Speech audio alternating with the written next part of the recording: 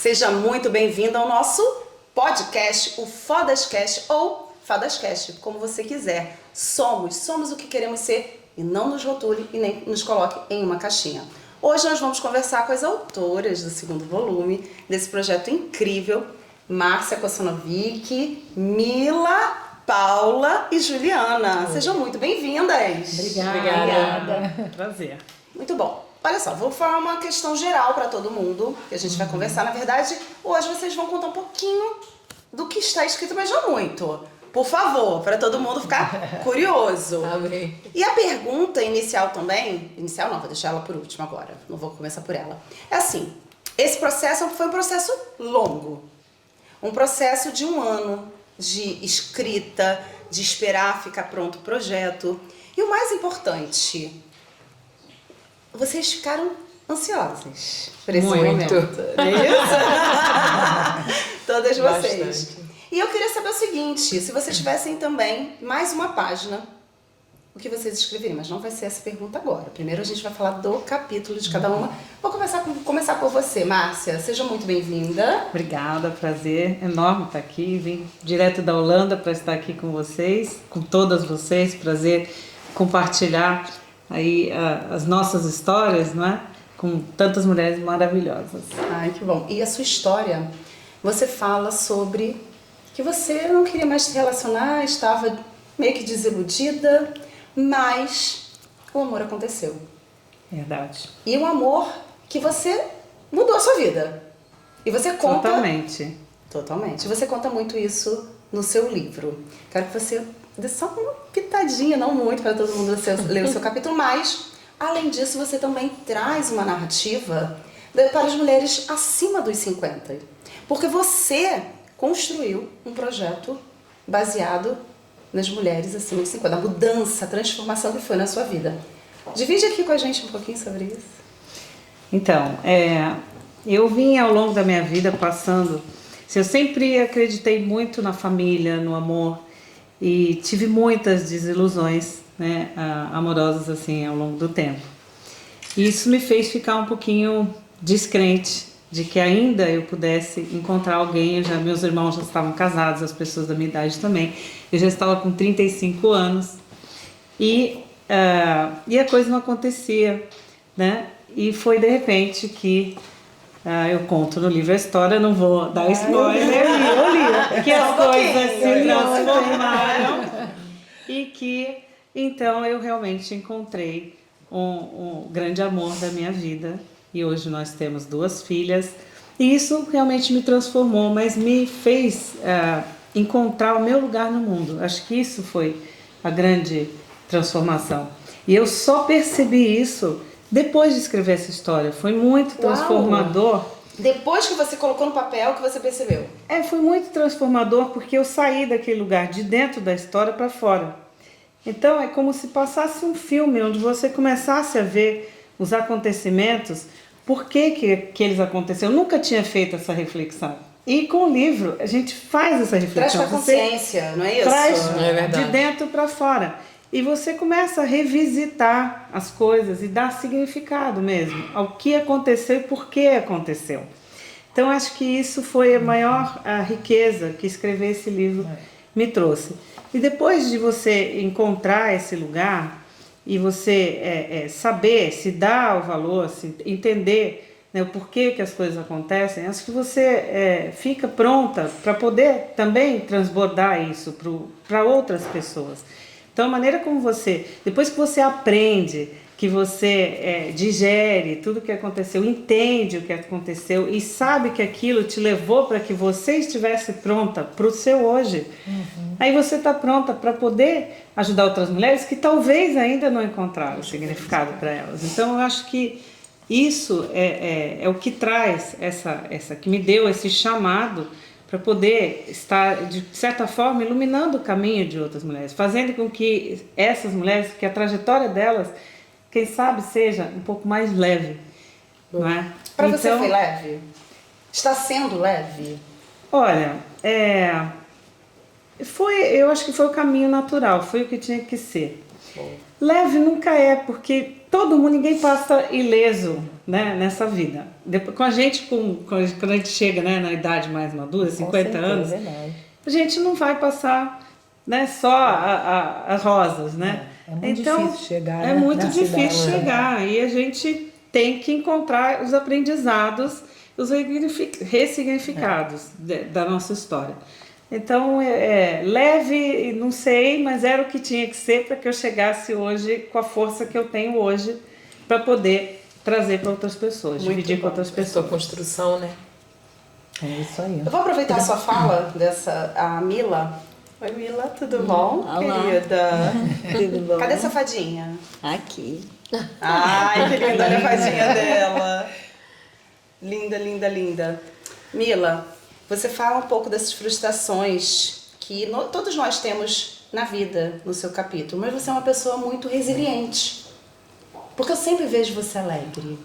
Nada tira o seu brilho, o seu sorriso. Como você se sente ao falar sobre isso no seu capítulo? Eu levo a vida de uma forma leve, porque eu costumo dizer que aprendi muito cedo que cá em Portugal há males que vêm por bem, se calhar. Mas no Brasil também. Então, eu diria que eu aprendi cedo a ver isso e a vermos o lado positivo das coisas. Eu amo pessoas. E depois descobri também, precisamente por causa de... eu achei muito pequena, tinha eu 9 anos, né? Para os 10, andava na 3ª classe, e então aconteceu uma coisa que me marcou muito, porque eu achava que não merecia, né, chumbar na 3ª classe, e acabei por chumbar, e a minha professora esteve pouco tempo connosco. Você repetiu, lá no Brasil a gente fala repetiu. Chumbar é interessante. Mas acho que também a gente usa isso lá também, é verdade. Repetir o ano. Bombar. E para mim bombar de ano. foi uma coisa muito dolorosa que eu ainda hoje senti, porque eu achei que era injusto, mesmo injusto, mas eu não me resignei. Eu tenho acho que já nasci assim um bocadinho porque tive uma infância feliz, tive uma avó que me ensinou muito, que eu costumo dizer que foi a minha primeira coach, e a ver as coisas, porque tudo é o que tem que ser, não é? Mas naquele momento eu não pensei nisso, porque achei mesmo e fiquei... Você me fala muito essa frase. Ela liga pra mim e fala, Catarina, tudo é como deve ser. E eu falo pra ela, é verdade. Você já percebeu isso? Não é?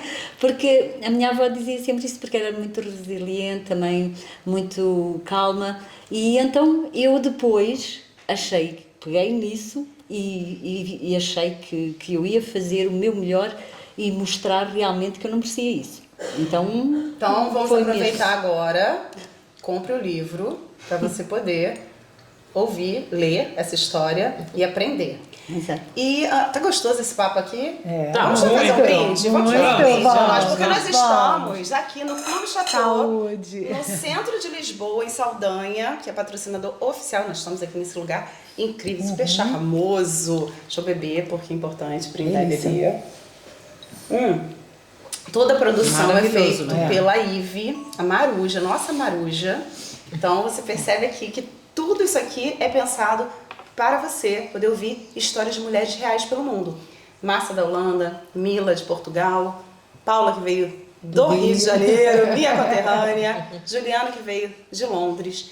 É importante dizer que esse apoio e estar aqui é muito importante, porque a dona, a proprietária daqui, uma Rosângela, vai estar no 3º livro, ela tem uma história linda também. Então, acho importante a gente deixar bem claro o apoio de cada mulher. Eu falei aqui 2 que nos apoiam, apoiaram ontem e estão nos apoiando hoje. Então, um brinde também a essas mulheres. Elas não estão importantíssimas pra gente. Muito. Não é isso? É a conexão, né? São os encaixes umas das outras.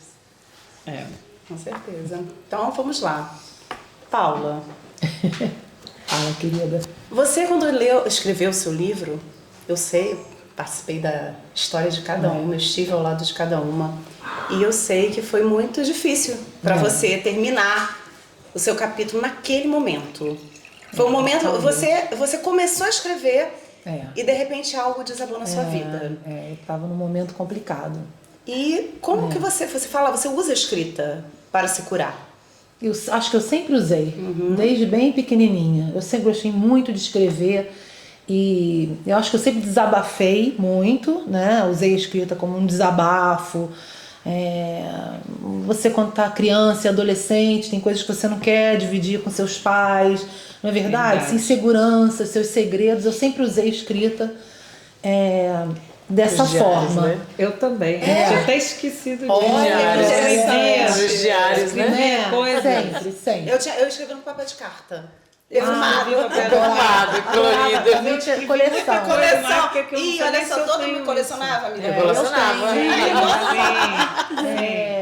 Sempre foi uma maneira de desabafar. Mas eu passei muito tempo afastada um pouco da escrita. Nessa fase, início da fase adulta. Acho que eu fui recuperar isso tem uns 10 anos, né? Fazendo esse movimento. Mas quando eu escrevi o capítulo do livro, escrever para mim realmente uma coisa assim, fácil. Eu não tenho muita dificuldade eu gosto assim, mais de ficção. Talvez essa é a particularidade, né? Você escrever sobre né, o que você está passando. Eu tentei não me aprofundar muito na melancolia eu tentei. Mas eu acho que o meu capítulo foi um pouco melancólico. A gente não tem como fugir muito do que a gente está passando, né? Naquele momento. Quando você perguntou ontem o que eu acrescentaria, não, né? Essa é a próxima pergunta. Não adiantou. É importante a gente falar um pouco e depois falar o que nós colocaríamos a mais. Porque eu acho que a gente, depois que entregou, eu sei que o sentimento foi esse. De todo mundo, eu queria escrever mais, eu queria colocar mais alguma coisa. Então, assim... Mas eu acho que foi válido. Talvez eu gostei. Foi uma parte da sua vida. Foi uma parte da minha vida. E muito importante. Eu acho que eu queria escrever sobre a maturidade, eu queria escrever sobre essa descoberta da beleza da maturidade. Já quero match aqui. Né? É isso aí. Eu queria ter escrito, talvez, sobre isso. Mas eu estava passando por uma situação muito complicada e eu acabei escrevendo sobre essa parte do envelhecimento, que eu digo que é do envelhecimento, que não é bem da maturidade. Que a gente chega a uma certa idade e talvez a maior, se a gente pode falar desvantagem, são as perdas, né? Não tem como você envelhecer e manter todas as pessoas que você ama, porque as pessoas, né, chegam, né? Você tá ali na metade do teu caminho e a pessoa que você ama de repente está no final e você tem que... É o ônus do envelhecimento. Exatamente. A família tem mulheres que vivem muito. É o ônus do envelhecimento. Tia de até 107 e você vê que vão perdendo as pessoas. Isso foi muito duro. Assim, eu tive também uma particularidade de perder muito cedo as pessoas da minha família, né? Então, ainda sobrava a minha mãe, que foi justamente quem faleceu ano passado. Então, foi bem complicado, né? Eu acho que eu estava numa fase de deslumbramento com a maturidade e de estar confortável no meu corpo, confortável com as minhas ideias, segura, né? Finalmente segura de quem eu era, de quem eu sou. E aí você leva uma rasteira da vida, né? Não é só isso, né? Tem essa parte bem complicada. Eu acho que eu fiz um capítulo dedicado à minha família que infelizmente eu perdi, né? Mas a gente vai entendendo quando eu escrevi, eu estava no meio, né? Minha mãe faleceu no meio da escrita, do capítulo. Mas dizem, né? A nossa amiga aqui, Juliana de Londres, dizem que os grandes escritores, eles usam a dor, principalmente os ingleses, eles utilizam a dor para falar, para escrever e demonstrar. Eu acho que você fez isso muito lindamente no seu capítulo. Obrigada. Que aproxima muito, né? Até me aproxima muito porque é aquilo que tu disseste no início. Não são só os adolescentes, às vezes os adultos têm sentimentos que eles não conseguem. Claro. Né? E quando você pega um livro que o escritor bota todo o sentimento, eu também passo por isso. O que eu tento fazer com os personagens que eu construo, tentar ser uma voz, né? Eu gosto de escrever mais personagens, né? Mulheres, talvez mulheres maduras, então é uma maneira de você dar voz, né? as angústias, as dúvidas, né? Olha que lindo, né? Já estamos aqui falando sobre a maturidade, mas a maturidade, ela vem também na questão do emocional, não só a idade. Porque Sim. a idade é um fator da maturidade, mas a maturidade, ela vem com autoconhecimento. E isso é algo que você fala muito no seu capítulo, Juliana. Você fala que a diabetes tipo 2, ela pode vir pela questão emocional. Claro. E você fala muito sobre o abandono no seu capítulo, que pode ter gerado também essa doença em você. Sim, possivelmente. E hoje você ajuda outras mulheres a entender isso, como essa doença pode vir também através do emocional. Fala um pouquinho pra gente. Falo, sim, com o maior prazer. Bom, primeiro que o diabetes, só focando na questão da doença em si, é uma questão ou hereditária, né, ou de comportamentos em relação à comida, a falta de exercício, sedentarismo. E o que agrava ela chegar mais cedo ou mais tarde é o seu percurso de vida. Eu acredito, possivelmente minha mãe, que eu não conheci, minha mãe biológica, ela teve diabetes. E, aliás, a família dela tem, hoje eu já sei que tem, né? Possivelmente ela teve. E talvez ela não conhecesse. Como eu também vim saber depois de 3 anos que meu filho nasceu, que eu já estava diabética. Eu tive a diabetes gestacional, que não foi vista e não foi cuidada, não foi tratada. Passei do pré-diabetes, que também não foi notada, né, os sintomas que as mulheres têm que observar, principalmente se você já sabe que tem na família algum diabético, possivelmente você terá. Então, eu comecei a ter problemas vaginais, né, mas voltado, a médica achava que era um câncer. Olha, E começamos a fazer um tratamento para um câncer, né? Que a mulher é justamente a parte vaginal que é mais atacada. Então, fui para um estado próximo, que a medicina era mais avançada, Piauí, e lá em Teresina o médico disse, vamos começar por um exame simples de sangue? E começamos por um exame simples de sangue, e aí ele disse, olha, deu diabetes. Vamos repetir? Em outro laboratório, deu diabetes do mesmo jeito. Aí ele falou, possivelmente você teve gestacional e não foi tratada. Ok. E durante esse período, eu vivia em um relacionamento abusivo. Eu já vinha de vários abusos, né? Desde a infância, de vários abandonos. E então, aquele relacionamento também me ajudou a piorar. O meu emocional, eu não conseguia manter a doença controlada e o emocional era uma briga, né? Ju, só para fazer um adendo na sua fala. Olha como tudo se conecta na nossa mente, na nossa história. Eu havia esquecido. Eu tive diabetes gestacional da minha primeira filha.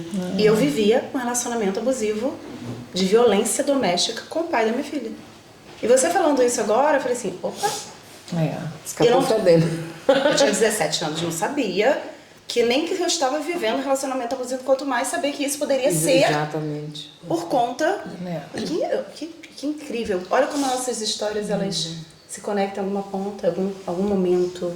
Verdade. Porque o fato de eu ter tido a gestacional, vamos supor, eu tive a gestacional e depois eu volto para casa, para um ambiente saudável, né, onde o meu emocional está equilibrado. Porque são várias coisas que a gente sofre durante a gestação. E o nosso emocional está se repondo, né, está se reconstruindo. E você vem para um ambiente de agressão, de violência. Aí aquilo que poderia ser curado, porque a diabetes gestacional ela some depois do parto, né? E ela pode voltar depois de 3 ou 6 anos, dependendo do seu contexto, do seu cuidado. Como eu não sabia e meu emocional estava sempre baixo, minha imunidade estava sempre baixa, ela achou que é o lugar. A diabetes não é causada pela emoção, mas estar no meio dessas circunstâncias emocionais que afeta você, que afeta o seu imunológico, exatamente, que termina que afeta o seu imunológico. Sim. As doenças autoimunes estão aí para isso, para mostrar tireoide, Hashimoto, doença de Crohn, são todas doenças autoimunes que hoje a medicina tradicional, ela até acredita que realmente isso pode ser emocional. Não tem um tratamento, mas ela fala, se tratar o emocional pode ser que ajude nessa relação. E eu tenho me ajudado, por exemplo, hoje eu vivo em um relacionamento saudável, sadio, portanto eu comecei, eu preciso me manter aqui viva, né? Porque por mais que a gente tenha filhos, a doença ela faz com que a gente, primeiro que a gente não aceite, né? É muito difícil a aceitação do diabetes. A pessoa fica ligada a várias crenças. Eu me cortei, cicatrizou, tô bem. Foi assim que eu vivi a vida toda, né? Pelo menos parte, enquanto eu soube que eu era diabética. Quando eu fui fazer um exame de vista, e o médico disse assim, olha, você gosta dos seus cílios? Você ama os seus cílios? Você ama ver seus cílios brincando? Ama. Então você vai ter que começar a cuidar do seu controle do açúcar, porque senão em pouco tempo você vai deixar de enxergar. Eu tenho, no olho direito, eu tenho um aneurisma já causado pelo diabetes. E sabe mais? Ele está controlado como o meu diabetes, porque hoje eu vivo em um relacionamento de respeito, de amor, de troca, né? A questão do abandono, eu buscava famílias, então não me importava o que o outro estava fazendo comigo, eu queria a família dele, eu queria estar perto da mãe dele, que me tratava bem, e o engraçado é que eu procurava sempre relacionamentos onde tivesse, os 2 relacionamentos que eu tive, um só tinha uma filha assim, ele só tinha uma irmã, e o outro também. Então eu queria que chegar para ser a próxima irmã. Então eu aceitava, eu não me importava com o que ele fazia comigo, né? Por conta dessa questão do abandono. Eu procurava a mãe dele. Se a mãe dele é carinhosa comigo, se o pai dele é carinhoso comigo, entendi. É isso que eu tô buscando. São ciclos repetitivos que você começou a ver que acontecia e você quebrou isso. Exatamente. E foi depois disso que eu voltei. Gente, pode ser que tem mais mulheres precisando saber disso, né? Precisando compreender a importância desse autoconhecimento, dessa autovalorização também, e pode ser que elas também são diabéticas, né, estão precisando ouvir isso, e aí eu voltei. Aí eu digo assim, antes que minha luz apague, que não vai apagar, eu preciso informar essas mulheres. Parabéns. Lindo. Parabéns. Bom, ontem foi um grande lançamento aqui em Lisboa, foi lindo, parabéns. E eu fiz a pergunta que eu quero repetir agora e eu queria que vocês fossem bem sucintas para deixar aqui uma ideia já para as pessoas que estarem aqui te seguirem. Quero que vocês digam o Instagram de cada um, as redes sociais, para todo mundo conhecer um pouco mais de cada uma, o trabalho, a vida de cada uma. Mas se você tivesse mais uma página, o que você escreveria nessa página, Márcia? Bom, o que já escrevi contou uma parte da minha história até próximo aos meus 50 anos. E eu gostaria muito, eu tenho como esse projeto, acho que até manifestei isso para você, de fazer, né, de contar a minha história depois dos 50, né, na mulher que eu me tornei e nessa fase, né, da maturidade, acho que a gente tem aqui essa parte em comum, e de como eu vivo a questão da maturidade após os meus 50 anos. Então, como a maturidade assim, entrou na minha vida e, de certa maneira, está me transformando. Estou vivendo a melhor fase da minha vida depois dos 50. Eu mudei de carreira e eu estou começando um projeto para falar com outras mulheres maduras, né, através do Brilha Maturidade, que se chama Brilha Maturidade, e o meu Instagram é o @Brilha Maturidade, eu sempre esqueço, então que fique dito. Isso. E onde eu tento, então, iluminar a vida de outras mulheres maduras, ajudar mesmo, para que elas possam ver, né, a questão da maturidade com mais leveza, com mais esperança, com mais otimismo, para que elas saiam daquela caixinha que tentam nos colocar e que ela possa ser quem ela é, que possa se sentir valorizada, se sentir empoderada, se sentir que pode tudo, que o sonho dela nunca vai envelhecer. Não envelhece os nossos sonhos, né? Então eles estão sempre ali para a gente continuar a realizar, continuar a sonhar. Sim, há percalços, sim, mas a gente também pode viver a maturidade, acho que de uma forma mais leve, de uma forma mais positiva, sem positividade tóxica. Brilhar, a gente pode brilhar em qualquer idade. É verdade. Então é isso. Obrigada, que linda. Bacana. Mila! Olha que linda ela. A doçura da Mila é uma coisa incrível. Eu falei A isso Mila pra ela traz uma hoje quando eu inocência, encontrei. A Você Mila tem uma é doçura. a fada, né? Ela é a fadinha. Ela é a fada. Temos que colocar um nome na fadinha. Vamos pensar no nome pra ela. Eu tive um insight sobre a fada. Teve? Olha. Mas então, nós vamos... É porque até pra gente poder falar, a amiga da Mila que faz essas fadinhas. E a ideia é que a gente faça fadinhas e entregue também para os autores, pra gente também ter esse movimento. Porque assim, eu sempre falo, é que eu acho que todo mundo tem mais ou menos a mesma idade, né? A Disney, a Cinderela. Não tem a fada madrinha da Cinderela? Eu queria aquela fada madrinha. Eu falei, gente, aonde que tá? Né? Aquela pra mim. Sabe, desculpa, Mila, perdão, mas sabe que eu tive esse insight? Que fadas, e a gente somos fadas e somos fodas.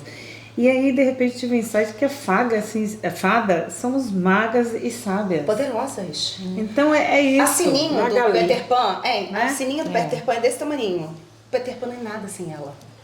É ela que faz tudo, ela que salva ele, ela que faz tudo. Então, assim, até pra ser fada tem que ser foda. Porque sabemos o que... Mas, eu diria mais, o que vocês chamam de fodas no Brasil é exatamente ser fada, que é transformação, é fazer, ajudar as pessoas, é mostrar que pode, é ser corajosa, ir lá e fazer. É isso que quero dizer. Por isso eu digo que são pessoas que fazem coisas extraordinárias. E as fadas ajudam com a sua leveza e têm sempre um coração enorme, porque para mim o coração é muito importante. Eu sei. E você vê o coração das pessoas. Exato. Eu também sei disso. Eu sinto isso desde pequenina, por isso eu acho que tudo o que acontece tem uma razão. E foi precisamente isso que eu aprendi. E por isso é que a minha vida, eu disse à Catarina, eu não tenho uma história triste para contar, graças a Deus. Não, você é muito resiliente sobre as frustrações. Mas, por exemplo, o que você escreveria mais no seu livro? O que não está aqui que você gostaria de deixar uma mensagem para o mundo, para essas mulheres, para elas te seguirem? E deixa suas redes sociais, para todo mundo seguir e te conhecer mais. Então, é o que eu estou a fazer, porque um dos meus sonhos é ligar o mundo com pessoas extraordinárias, por isso acredito que nós estamos aqui por acaso e que todos nos encontramos para seguir e fazer a diferença na vida das mulheres e também das famílias inteiras, porque a mulher, quando ela muda quem está junto delas. É verdade. E eu costumo dizer que o universo trouxe-me a Catarina precisamente para nós fazermos essa ligação no mundo e essas ligações. Eu, no meu livro, também falo da parte do direito. Eu quis sempre tirar direito, amo direito, não na vertente que a maior parte das pessoas vê para exercer a advocacia, mas não, o direito como uma prevenção, o direito como um todo, o direito como ligar e ser importante na vida das pessoas. Você está lançando um projeto agora. Exato. Tem um projeto que é Mulheres de Direitos e Negócios, que é o meu clube, que eu... Todas nós vamos fazer parte. Todas nós vamos fazer parte, porque é direitos das mulheres também e direitos do direito, porque o direito é muito abrangente. E também os negócios, porque todas nós... Ajuda a fazer uma faculdade de Direito na Inglaterra. Todas nós estamos ligados, por isso eu e todas nós vamos voar juntas, porque eu acredito que nos juntamos por uma razão maior. É isso que eu acredito, é isso que eu, desde 2020, escrevi e tenho no meu vision board exatamente esse ligar do mundo, porque eu acho que o mundo é global e eu sempre sou uma cidadã do mundo, mas amo Portugal, não troco, para viver é o meu Portugal, tal como a Catarina veio para aqui por causa dos seus ancestrais. Vou trazer todo mundo, a Márcia vem para cá, Paula, lá, todo mundo para cá. Não é que não esteja. Eu venho em breve. Todo mundo vai vir. Em breve não, já. Porque todos nós temos e sentimos-nos pertencentes e fazemos, e juntas vamos muito mais longe e vamos transformar a vida das pessoas, mostrar que nós podemos e que tudo é possível. Ai, que linda! Isso aí. É verdade, nós podemos. Parabéns, porque você realmente tem a capacidade de conexão que ninguém nunca viu em outra pessoa. Parabéns. Eu faço conexões. Eu sei disso, com o coração, da fadinha. Da fadinha. Não é? Tem uma coisa, ninguém é foda sozinho. Ai, por isso somos. É verdade. Ninguém. É verdade. Não sou. Nossa, essa ciranda feminina não é? Mas ela fala da avó, a gente traz da avó, traz da amiga, traz da mãe, é assim, uma ligação, né? Somos Com certeza. Somos. Por esse movimento também, eu acredito muito que esse movimento das fadas que nós vamos fazer, porque como nós falamos, né? Eu acho que na verdade é um movimento de coração, não é um movimento, somos isso, porque também tem isso, querem nos colocar sempre rótulos. Quando a gente vai se apresentar, eu tenho um trabalho que eu ensino posicionamento e às vezes eu estou em um evento e falo assim, se apresenta uma outra. E a maioria de nós, não é o caso talvez, acho que aqui também acontece muito isso, porque você fala, por exemplo, eu sou do norte, ontem, eu sou do norte, eu sou de Bragança, eu sou disso, eu sou daquilo. O local onde você está, por exemplo, quando eu apresento aqui, eu sou brasileira, eu sou do Rio de Janeiro, eu sou lá de Niterói. Aí quando eu chego em Niterói, imagina eu falando, oi, tudo bem, eu sou de Niterói, a pessoa pra mim, oi? Você tá aqui, você é aqui. Então vai acabando que a nossa identidade, ela vai também mudando e se adaptando, mas sempre existe um rótulo. Eu acho que esse projeto, ele também traz isso, essa ressignificação de que realmente somos tudo isso, mas também não precisamos ter essa responsabilidade de ser o tempo todo. Podemos ter a leveza de ser quem somos, o autoconhecimento, como a gente tem falado aqui. E Paula, se você fosse hoje sentar para, assim, mais uma página, que você escreveria? Eu acho que eu escreveria uma página mais otimista, mostrando que os percalços eles acontecem, né? A gente tem que enfrentar. Chegar por exemplo, aos 50 é um privilégio, mas eles são aprendizados, né? São transformadores. Então eu acho que eu terminaria com uma página mais otimista. Mas né? É importante. Uma mensagem de que de uma forma ou de outra tudo se ajeita, né? É verdade. É isso. E o tempo? O tempo, isso aí. O tempo ameniza. Né? As feridas, é isso aí. E Ju? Hoje eu diria para aquela menina lá de 5 anos, que foi quando eu comecei a entender as coisas, com 5 anos. Olha, obrigada pela força que tu teve nos teus 5 anos, que me trouxe até aqui, que me traz até aqui, né? Porque com 5 anos, a vontade que eu tinha era de ser juíza, porque um juiz me deu a opção de escolher o amor, né? Eu tinha minha mãe biológica e minha mãe adotiva lutando por mim ali naquele momento. E eu morria de medo da minha mãe, a biológica, claro, né? E eu disse assim, eu posso falar com o senhor? Posso lhe pedir um favor? Ele disse, ok, pediu que todos saíssem da sala e ficou comigo. Diga, Juliana, posso ficar com a minha mãe? Quem é a sua mãe? Qual delas? Aí eu disse, a Jaqueline, que é a minha mãe, é adotiva. Ele disse, pode. E ali eu disse assim, olha, eu quero ser juíza. Eu cheguei em casa e disse, eu quero ser juíza. E a família que eu fui criada são de juristas. Eu não sabia, a família do meu pai biológico também tem juristas. As mulheres são mais para a medicina, os homens são para o lado do direito. Olha. Então, hoje, se eu fosse escrever, eu agradecer àquela menina, a força e a coragem dela, porque hoje eu estou caminhando naquilo que eu sempre sonhei, fazer minha faculdade. Ai, que lindo. Então, era agradecer. Então, você escreveria uma carta para sua menina, sua Ju de 5 anos. Ai, que lindo. Dizer obrigada, Ju, por tudo que você passou e superou. E a minha vontade é essa, de continuar ajudando mulheres. Não por ser mulheres, não por ser mulher, não por ser feminista, não. Porque a dor da gente, principalmente quando eu falo a dor da gente, eu também trago um pouco para as mulheres afrodescendentes. A dor da gente é muito particular.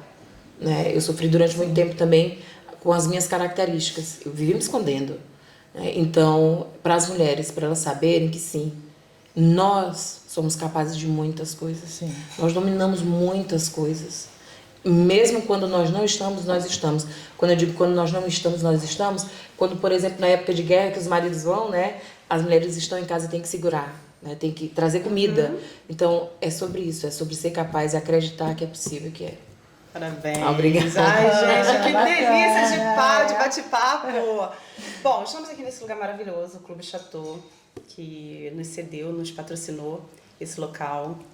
E eu quero finalizar brindando a todas as mulheres que nos apoiam. A Rede Ontem fez 5 anos, completou 5 anos, E eu falei um pouco, a Rosângela, vocês conheceram hoje, a proprietária aqui, a Ive, a Maruja, que esteve sempre junto ao meu projeto, me apoiando desde o primeiro ano. Ela que fez os vídeos, as fotos de todos os anos, de todos os aniversários. Isso para mim é muito importante. E ter vocês aqui, sentir esse momento, dividir esse momento, porque foi muito intenso. Ontem nós estávamos no lançamento, almoçamos juntas, agora a gente está aqui conversando, se conhecendo mais. Isso é muito importante. A gente teve aqui a oportunidade de falar muito mais sobre a gente. Eu tenho certeza que vocês têm muito mais para agregar. Muito mais. Então, por isso, eu quero te convidar a seguir essas mulheres e estar no próximo Fodascast ou Fadascast. Um brinde? Vamos. Brinde. Vem ser foda também, né? Ai, que Maravilhoso. ótima.